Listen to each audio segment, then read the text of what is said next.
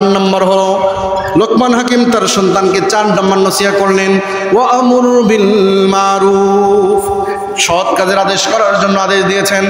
লোকমান হাকিম তার সন্তানকে ডাক দিয়ে বললেন, ও আমার পুত্র, তুমি অবশ্যই সৎ কাজ করবে। জোরে বলেন সুবহানাল্লাহ।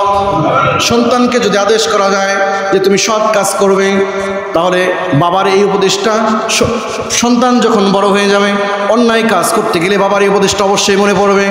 5 নম্বর উপদেশ হলো লোকমান হাকিম তার সন্তানকে বললেন, ওয়ানহা আনিল মুনকার, অবশ্যই অন্যায় থেকে বেঁচে থাকার চেষ্টা করবে। জোরে বলেন আল্লাহু আকবার। আমাদের প্রত্যেকটা পরতে পরতে অন্যায় ঢুকে গিয়েছে। আমার সন্তানকে আমি যথেষ্ট পরিমাণ টাকা পয়সা দিচ্ছি, বড় করার জন্য, শিক্ষিত বানানোর জন্য চেষ্টা করছি, কিন্তু আমার সন্তান ইউনিভার্সিটিতে গিয়ে, কলেজে গিয়ে কি করছে? আমার সুনাম করছে না অন্যায় করছে? নাকি ডাকাতের দলের মধ্যে নাম লিখে দিয়েছে, নাকি ছিনতাইকারীর দলের মধ্যে নাম লিখে দিয়েছে, নাকি নিশাদ্রব্য জাতীয় পান করে সে পথভ্রষ্ট হয়ে যাচ্ছে? এমনও আছে কিনা বলেন? অবশ্যই আছে। এই জন্য সন্তানকে 5 নম্বর উপদেশ দিলেন, ওয়ানহা আনিল মুনকার, অসৎ কাজ থেকে বেঁচে থাকার জন্য উপদেশ দিলেন। 6 নম্বর উপদেশ লোকমান হাকিম তার সন্তানকে দিলেন, ও আমার সন্তান, ওয়ালা তুসাইল খাদ্দাকা লিন্নাস, মানুষকে অবজ্ঞা করো না। জোরে বলেন আল্লাহু আকবার। 6 নম্বর উপদেশ হলো লোকমান হাকিম দিলেন, কাউকে তুমি অবজ্ঞা করো না, কারণ অবজ্ঞা হলো সবচেয়ে বড় একটা ধোঁকা। অবজ্ঞা হলো এমন, আমার মতন সুন্দর আর কেউ নাই, আমার বংশের মতন বংশ আর কারো নেই, আমার বাবার টাকার মতন আর টাকা কারোই নেই।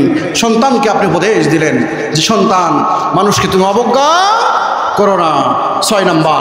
7 নম্বর উপদেশ লোকমান হাকিম বললেন, ওয়ালা তামশি ফিল আরদি মারহা, লোকমান হাকিম বললেন, ও আমার কলিজার টুকরো সন্তান, জমিনে চলার সময় তুমি অহংকার করো না। জোরে বলেন আল্লাহু আকবার। অহংকার আল্লাহ পাকের চাবিকাঠি। আল্লাহ পাক বলেন হাদিসে কুদসির মধ্যে, আল কিবরিয়াউ রিদাই, অহংকার হলো আমার চাদর। আল্লাহ পাকের এই চাদর নিয়ে যারা খেলা করবে তাদেরকে আল্লাহ পাক বিচ্ছিন্ন করে দেন। অহংকার করেছিল নমরুদকে আল্লাহ পাক একটা মশা দিয়ে তছনছ করে দিয়েছিলেন। অহংকার করেছিল ফেরাউনকে পানির মধ্যে নিমজ্জিত করে দিয়েছিলেন। অহংকার করেছিল আবু জেহেলকে ধ্বংস করেছেন 2টা শিশু বাচ্চা দিয়ে। জোরে বলেন আল্লাহু আকবার। 2টা শিশু বাচ্চা দিয়ে ধ্বংস করেছিলেন। অহংকার যারা করেছে তাদেরকে দুনিয়াতে আল্লাহ পাক বেজ্জতির জিন্দেগি দান করেছেন। সন্তানকে 7 নম্বর উপদেশ দিয়েছিলেন, ও আমার কলিজার টুকরো সন্তান, লা তামশি ফিল আরদি মারহা, জমিনে তুমি অহংকার করে চলো না, কারণ এই জমিন কার? আল্লাহর। যদি অহংকার করি, জমিন যদি আমাকে ডেবে দেয়, বাঁচার কোনো উপায় থাকবে না।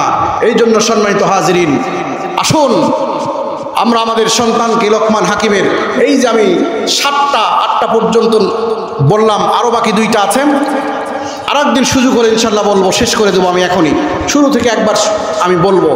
1 নম্বর উপদেশ দিয়েছিলেন যে আল্লাহর সাথে শরিক করো না। কি দিয়েছিলেন? আল্লাহর সাথে শিরিক করো না, মানে শরিক করো না। আমার সন্তানকে উপদেশ দেওয়া। মা বোনেরা যারা শুনছেন বাড়ি থেকে, অবশ্যই আপনার সন্তানকে নসিহত আপনি করবেন ইনশাআল্লাহ। বলেন। 2 নম্বর উপদেশ দিয়েছিলেন আল্লাহকে ভয় করা। আল্লাহকে ভয় করো। 3 নম্বর উপদেশ দিয়েছিলেন নামাজ তুমি প্রতিষ্ঠা করো, নামাজ পড়ো। 4 নম্বর উপদেশ দিয়েছিলেন সৎ কাজের আদেশ করো। 5 নম্বর দিয়েছিলেন অসৎ কাজ থেকে তুমি বেঁচে থাকো। 6 নম্বর দিয়েছিলেন মানুষকে অবজ্ঞা করো না। 7 নম্বর, ওয়ালা তামশি ফিল আরদি মারহা, জমিনে তুমি অহংকার করো না। এই জন্য আল্লাহ পাক যাদেরকে সন্তান দিয়েছেন, পারিবারিকভাবে যারা সন্তান পেয়েছেন, তারা সবাই বলেন আলহামদুলিল্লাহ। যাদেরকে এখনো সন্তান দেয়নি, আল্লাহ পাক তাদের ঘরে সন্তান দিয়ে ভরপুর করে দিক। জোরে বলেন আল্লাহুম্মা আমিন। এটা একটা নিয়ামত। সন্তান, প্রত্যেকটা সন্তানকে আল্লাহ পাক নেক হায়াতের সাথে আমাদের ভবিষ্যৎ প্রজন্ম, এই দেশ জাতি চালানোর যোগ্যতা যেন তাদেরকে দেয়, ন্যায় নীতি যেন হয়, আল্লাহ পাক সেই যোগ্যতা দিয়ে আমাদের সন্তানকে বড় করুক। জোরে বলেন আল্লাহুম্মা আমিন। আমরা অভিভাবক হিসাবে প্রত্যেকটা সন্তানকে এই নসিহতগুলো করার চেষ্টা করব ইনশাআল্লাহ। আল্লাহ তাবারক ওয়া তাআলা আজকের এই সংক্ষিপ্ত আলোচনা থেকে আমাদেরকে, নিজেদেরকে, সবাইকে আমল করার তৌফিক দান করেন। আল্লাহুম্মা আমিন। ওয়া মা তৌফিক